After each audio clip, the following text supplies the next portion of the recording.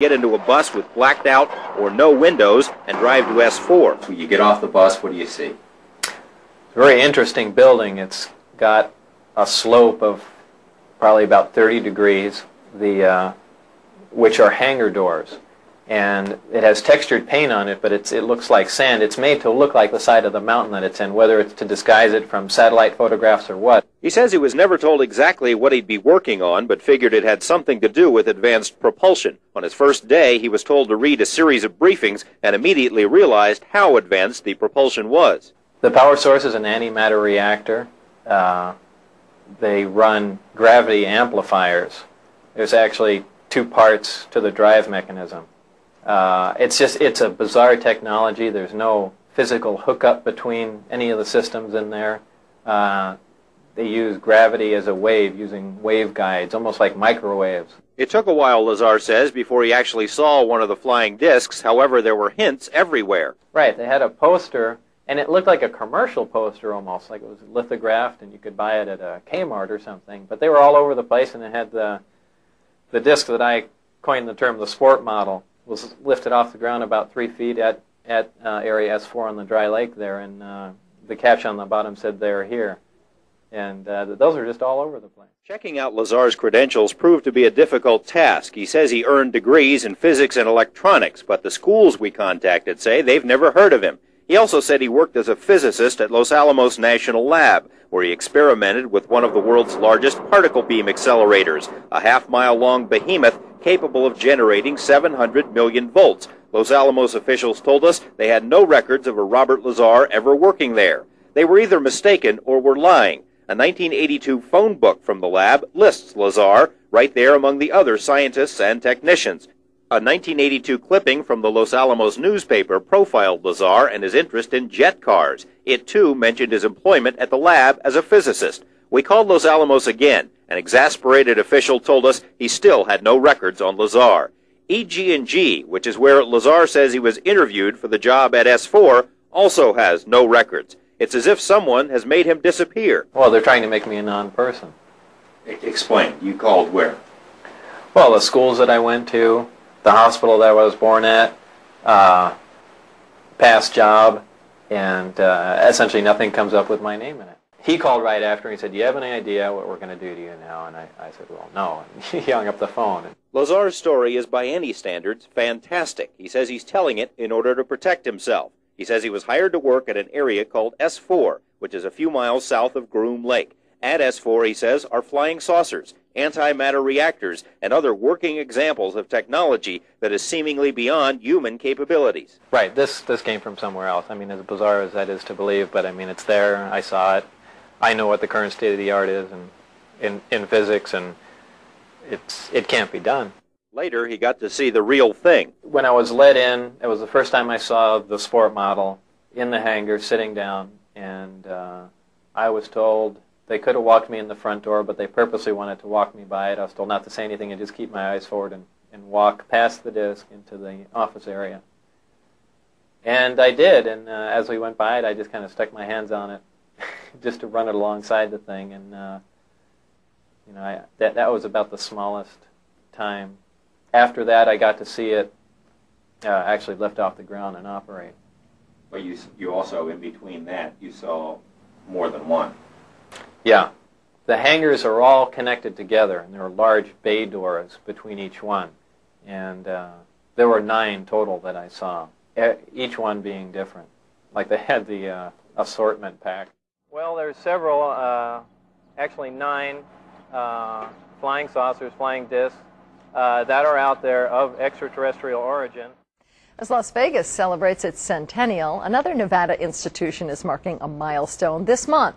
The world's best-known secret military base, Area 51, turns 50 years old.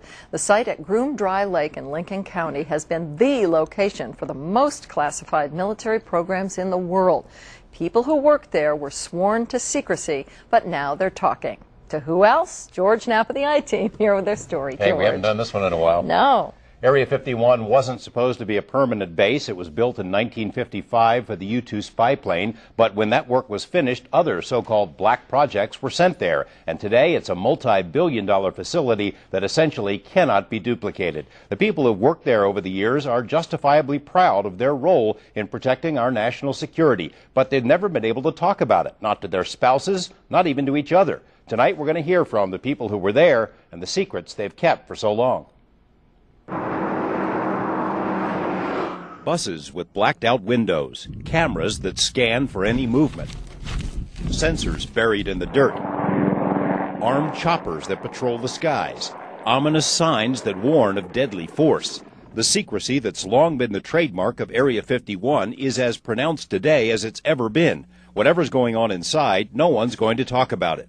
For decades, the government would not admit the existence of Area 51. Its code name disappeared from maps. Employees couldn't tell their own spouses where they worked. No one knew about it. No, you never heard of Groom Lake in those days, or Area 51. Electrical whiz T.D. Barnes was working for NASA in the 60s when he first focused on Area 51. He knew from radar signatures that something very fast was flying around out there. Barnes was recruited by the CIA to join the Groom Lake team, although this kind of teamwork was pretty unusual. You never talked about each other's jobs. There's some of the guys I worked with out there, flew up there, stayed all week with them. We played on the lake all weekend. This day, I don't know what their specialty was. We did not ask. If Area 51 had DNA, secrecy would be woven into it. 2 years before Gary Powers was shot down, Lockheed genius Kelly Johnson needed an out-of-the-way place to test his spindly spy plane, the U-2, and the dry bed of Groom Lake seemed perfect. It was far from prying eyes, but still close to the already secure Nevada test site.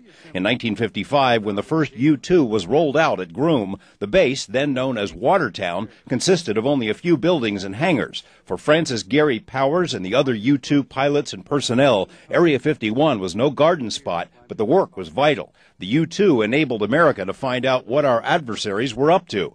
Even before Powers' U-2 was shot down over Russia, a successor to the plane was in the pipeline at Lockheed Skunk Works, a family of airplanes that would be known as Blackbirds. These things are the greatest airplanes ever built, and still are. To think that 40 years ago, and it's still the world's fastest. Test pilot Bob Gilliland was chosen by Lockheed as the first man to fly the SR-71, one version of the Blackbird, and the fastest plane to ever fly. When the U-2s moved out of Groom Lake, the Blackbirds moved in. They could travel faster than Mach 3, but at such speeds, the planes and the pilots got mighty warm. In a round number, it's about an 800-degree Fahrenheit airplane. And so a self-cleaning oven is, I understand it's 425, and a soldering iron's about 550. So you can see it's a lot harder than that. And they said, well, we want to know if you want to volunteer to do something. I said, well, what am I going to do? He said, we can't tell you. I said, okay, I volunteer. Military pilot Dennis Sullivan was recruited by the CIA to work at Groom Lake in the early 60s and to pilot the A-12, an early Blackbird. For the spy pilots, the Cold War seemed pretty hot. Various enemies were constantly trying to shoot them down, and just flying the planes was dangerous enough. The guy up in the CIA headquarters told me one time, he said, you know, when we looked at this program when we started, we figured we were going to lose about 20% of you guys. And while we didn't get shot down or anything, that's just about exactly what we did. There were other dangers.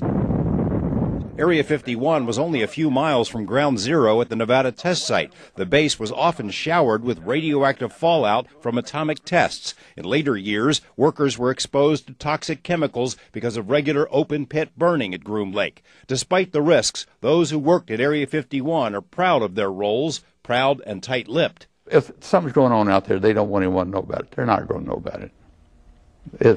It's not going to happen.